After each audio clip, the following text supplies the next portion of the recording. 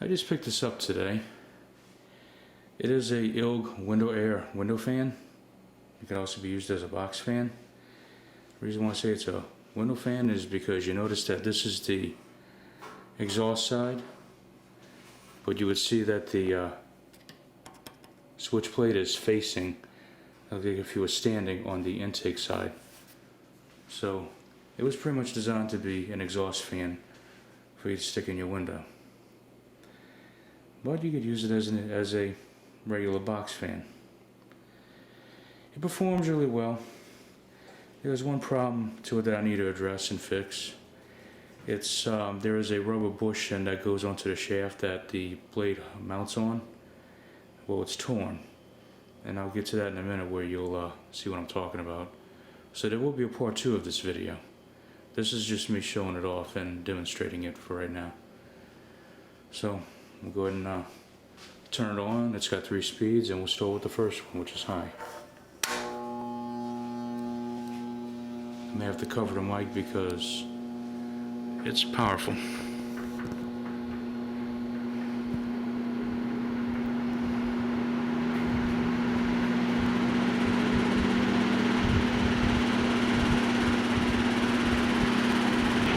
It's off balance. I think some of the weights in the hub are missing, because I seriously doubt that ILG would let this fan leave the factory off balance like this. I just don't see them doing that. So I'm going to have to straighten that out too. Let's go with a second speed, which is medium. Of course, I'm covering the mic because this fan does throw out a good bit of wind.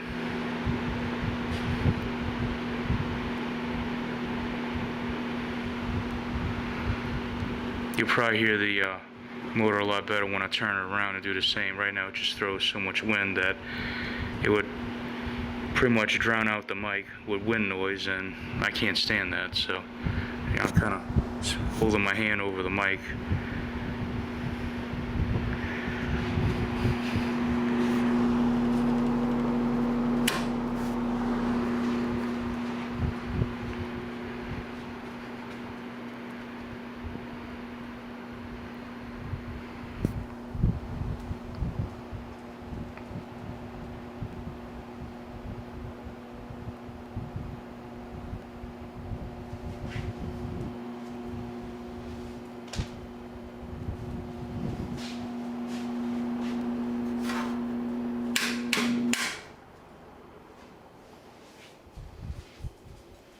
I'm going to turn it around, and I'll just do the coast down time when I'm filming the intake side of it.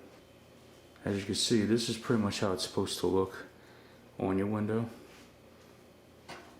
So you notice you could read the switch plate, and it's not upside down.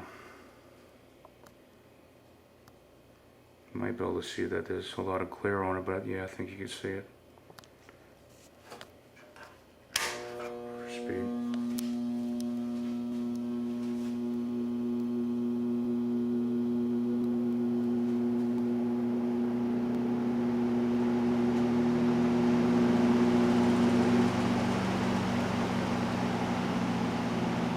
Uh-oh. Yeah, that's what I'm talking about. The hub is slipping.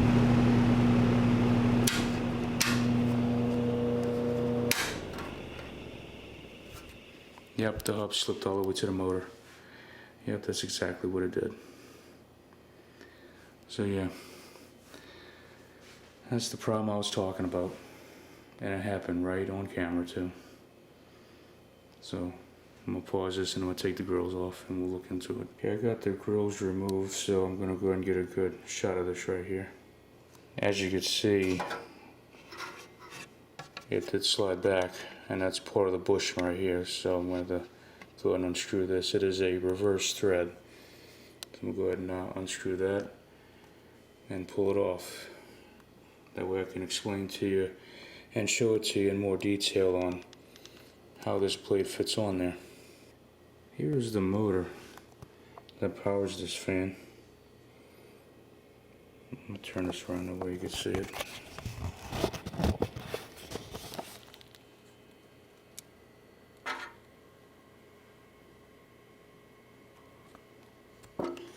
And let me get some of the glare away. There we go. I'm using my hand to hide the glare, but I think you could read the information off of the motor. I'm not sure if ILG made this motor or not. I think around towards the end of the 50s on into the 60s, I think they had other companies making their motors. Like, for example, this motor looks a lot like a universal electric motor. But I could be wrong, you know, ILG could have very well made this motor too. Here's the blade. And those are some of those weights that I was talking about. So maybe I could add more weights to it since it's a little off balance. I mean, they have weights in it from the factory and maybe a couple of them fell off, so I'm not going to remove the weights that's been set by the factory, because then we'll look at a hell of a time trying to get this thing right. So I'm just going to leave those in there and then just balance them from that point on.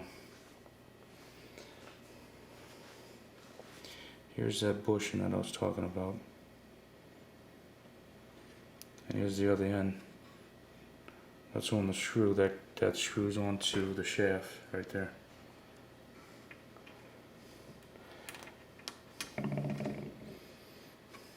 Let me put it up here, that way I can show it to you.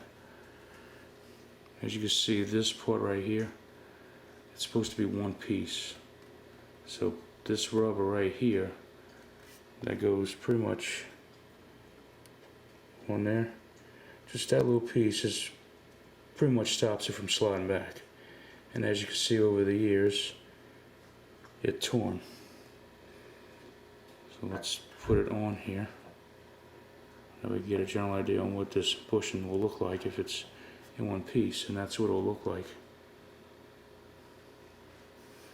It just looks like one of those straws that's on a water bottle or something. I mean, with it being in one piece, that's what it looks like, and it just slides on the shaft like so. Yeah, just like that. Okay, let me put it on. Now I'll put the rest of it on.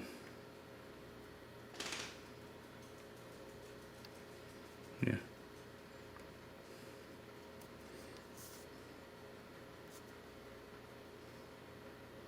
Hang on, just doing this at like almost 2:30 in the morning, so, but yeah, there we go. If it was in one piece, that's what the bushing should look like. If it's in one piece, as you can see, it broke, and that's why when it runs, it slides back like that.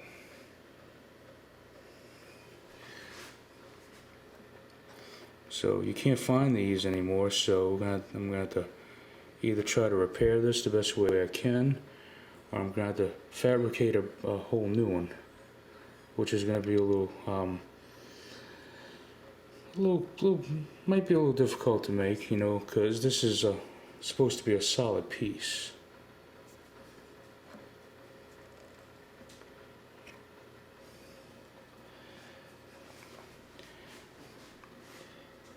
And it goes in inside your fan hub like that, and then your motor shaft goes in there, as I already showed you.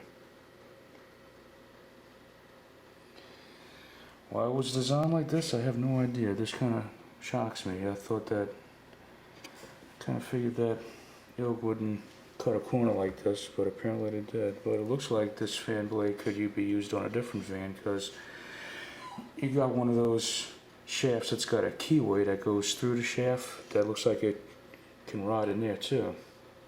As you can see, this shaft has no keyway, so that's out of the question on this. So I'm gonna have to make another one of these. And I also noticed this on the front of the hub.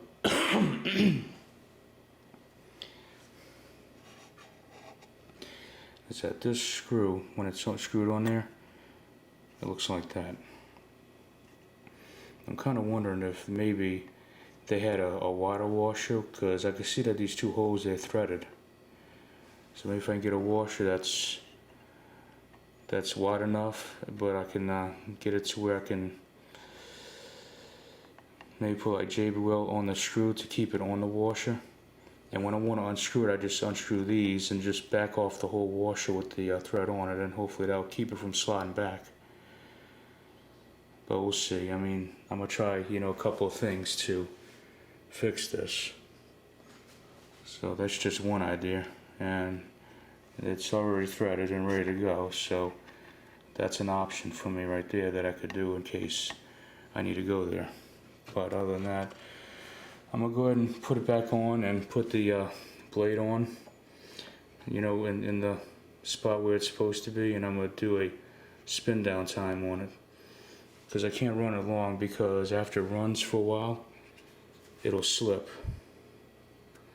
So, alright, I got it back on where it's supposed to be, for now anyway.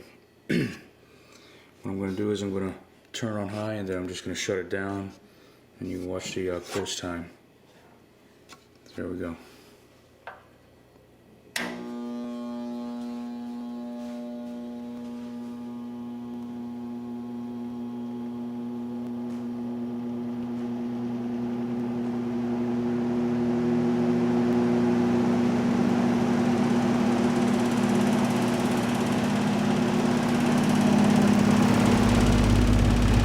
Starting to back off, so I'm going to go ahead and turn it off now. Watch the coast down.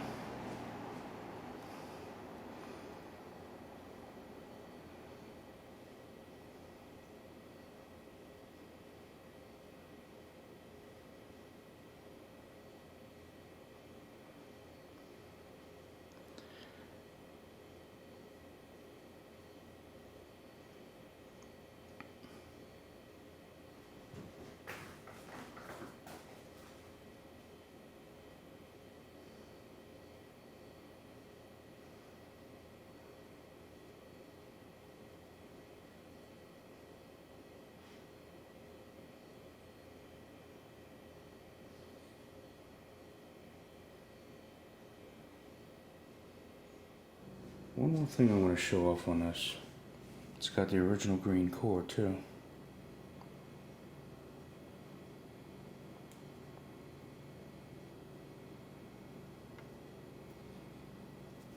Probably stick that back in there. But yeah, original cord.